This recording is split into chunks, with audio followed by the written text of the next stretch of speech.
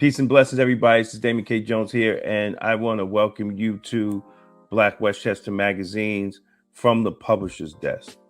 And I wanted to take time to discuss Vice President Kamala Harris's program for Black men. It's called the Opportunity Agenda for Black Men.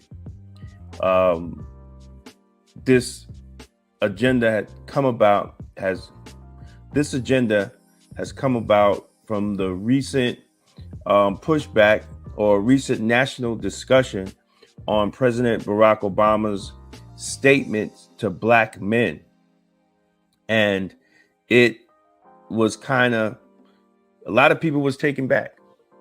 You know, there were some people that got caught up in their feelings to the fact that Black men needed to be talked to. But other Black men thought we don't need to be talked to.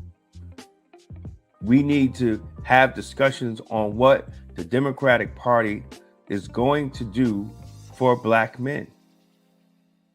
For the last decade, Black men have been silent, and we have set backs, and they've noticed that Black men just are not talking. You know, there are some Black men that are supporting Trump, and I don't want to get into that conversation, but there are a lot of Black men that are disenfranchised with the Democratic Party, the party that claims to represent Black people and fight for civil rights and human rights. So I wanted to actually go over the plan and discuss my feelings of the Vice President Kamala Harris's plan for Black men. Upcoming election approaches, the Democratic Party faces a pivotal question. Will they effectively address Black men's unique needs and priorities in America? Vice President Kamala Harris recently announced the Opportunity Agenda for Black men, and it aims to answer this question, presenting a comprehensive plan centered around wealth building, healthcare, employment, and criminal justice reform. However, while the plan is ambitious, Black men have heard similar promises and are still waiting for real change. Considering the issues Black men have voiced for years, Harris's plans offer some valuable steps forward, yet still leaves critical gaps. The potential impact of this plan on Black men's votes cannot be understated, making it crucial for the Democratic Party to make more decisive actions. So let's look at the strengths of the plan. It includes several elements that respond to key issues Black men consistently face, including access to capital, healthcare disparities, police reform, and now vocational training. Her plan proposes 1 million forgivable loans for Black entrepreneurs, reduces degree requirements for federal jobs, and doubles the number of registered apprenticeships. These initiatives could help Black men achieve financial security and build wealth for their communities, an objective they have long looked for. The plan emphasizes on vocational training, and this is especially timely. Recent labor market data reveals a looming shortage of skilled trade people. The U.S. is projected to face a deficit of 150,000 plumbers by 2027. And the demand for electricians is set to grow twice as fast as the average for all occupations through 2032. These shortages signal significant opportunities for those willing to pursue careers in skilled trades, which can often provide high-paying and stable employment without requiring a college degree. By promoting vocational training as a viable path to success, Harris' agenda aligns well with the current labor market and directly addresses employment disparities affecting Black men. The healthcare aspects of this plan also go further than many others. The proposed National Health Equity Initiative targets conditions that disproportionately affect Black men, such as diabetes, sickle cell disease, and prostate cancer. By capping prescription costs and expanding preventive screenings, Harris's agenda acknowledges the healthcare disparities that have devastated Black men's health outcomes and seek to offer some relief. On police reform, Harris's support for the George Floyd Justice in Policing Act is a positive step, aiming to establish federal standards for police conduct and accountability. Black men have long been vocal about the violence they have experienced at the hands of law enforcement, even in Democratic-run cities. And the agenda takes a step forward addressing this persistent issue. Although promising, questions remain of the effectiveness given the limits of federal oversight. So, we appreciate the plan. I think it's a step forward. Does VP Harris's plan fall short? While Harris's opportunity agenda is commendable in many respects, it falls short in areas that matter deeply to Black men. Notably, the plan lacks a clear stance for reparations, a critical issue for Black Americans who view reparations as essential for addressing the centuries of economic and social injustice that continue to affect their communities. By failing to commit to a path forward on reparations, the plan risks coming across as another package of well-meaning but incomplete policies that ignore the historical injustice underpinning today's disparities.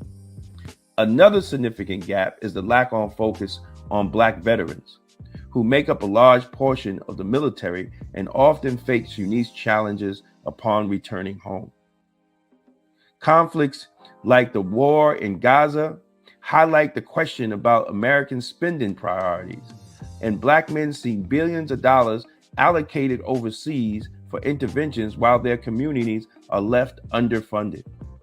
Black veterans, in particular, often return to insufficient support for mental health, housing, and job placement. Harris's plan overlooks these specific needs, leaving Black veterans to navigate an unsupported and often hostile system. Additionally, while the plan proposes police reform, limitations that prevent the federal government from directly enforcing these reforms locally. The 10th Amendment of the U.S. Constitution reserves powers not explicitly granted to the federal government to the states or the people, including control over public safety and policing. This division of power makes it constitutionally impossible for the federal legislation like the George Floyd Justice in Policing Act to directly impose reforms over the 18,000 local, county, and state police departments across the country. Thus, even in a Democratic-led city, police brutality frequently goes unchecked, with local governments failing to hold officers accountable. For Black men, police violence is not an isolated issue. It's a constant reminder that their safety and well-being are often in peril. Harris's plan may address some aspects of the reform, but its impact remains limited just to the federal officers, without stricter accountability measures for systematic change. What also it lacks is support for criminal reform beyond policing. The plan could also expand its criminal justice reforms to address systematic issues within the broader legal system. Black men are disproportionately affected by harsh sentencing, mandatory minimums, and lack of rehabilitation-focused programs. Initiatives aim to reform sentencing laws, supporting reentry programs, and expanding restorative justice practices could provide Black men with more comprehensive approach to the criminal justice reform that goes beyond police interactions. Now, there's also broader issues for potential addition to this plan. Harris's plan could address the systematic nature of racial discrimination within financial systems to strengthen the opportunity agenda further. While she proposes providing access to loans and banking options, the plan can take more robust stance on combating discriminatory lending practices, which systematically deny Black men the capital necessary to start businesses or buying homes. Increase oversight of the institutions and target anti-discrimination measures would further enhance the plan's wealth-building initiative.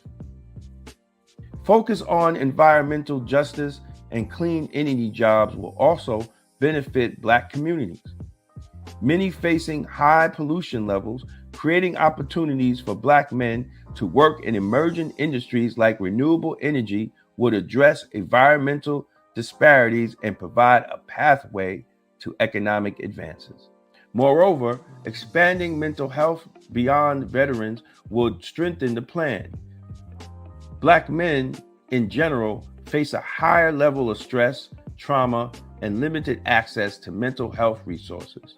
Integrating mental health services within community centers and public schools, along with culturally competent care programs, will show a more holistic approach to addressing the mental health crisis of Black men in America. Explicit commitment to accountability. The plan could benefit from more apparent accountability mechanisms to address Black men's skepticism about political promises. For example, the Democratic Party could commit to regular progress reports on these initiatives, including input from community leaders, advocates, and Black men. Establishing a transparent oversight body or advisory council that includes Black male leaders will demonstrate a commitment to implementing, monitoring, and evaluating the plan's impact. This measure will offer Black men a tangible way to hold leadership accountable and to ensure their needs are being addressed. Incorporating these elements will create a more comprehensive and robust agenda that addresses the needs of Black men across a broader spectrum. This approach will help illustrate that the Democratic Party is committed to responding to the immediate needs and building sustainable pathways for Black men's future success. Now, what is the path forward for Black men and the Democratic Party? Harris's opportunity agenda for Black men has the potential to be a significant and positive impact on the lives of Black men across the country. The proposed loans, healthcare initiatives, and job programs are solid steps forward and respond to some of the long-standing issues Black men has constantly raised. The potential for change should inspire hope and optimism in the Democratic Party and the Black community. The Democratic Party must recognize that Black men's loyalty should not be taken for granted. Black men want tangible results, and they are increasingly frustrated with leaders who speak passionately about reform but fail to implement meaningful changes. Harris's plan shows promise but will require follow-through and a genuine, unwavering commitment to address the issues like reparations, support of Black veterans, vocational training, support of Black families, and a courageous stance on police accountability. Suppose the Democratic Party is serious about securing the Black male vote. In that case, it must do more than offer ambitious plans. It must act decisively and transparently to fulfill its promise. Black men deserve a government that sees them, hears them, and honors their contributions to American society by investing in their future. Harris's plan is a step in the right direction. But if the Democratic Party wants to earn the black men's vote, it must go further. Black men are ready to support leaders who demonstrate accountability and commitment to addressing their needs. The question is, will the Democrats rise to occasion, or will there be just another election cycle where promises to black men go unfulfilled? Thank you. This is Damon Jones, and please go to blackwestchester.com, the news with the black point of view. Check out the articles. This is Politically Speaking with the Black Westchester magazine publisher, Damon K. Jones. Peace and blessing. I'm out.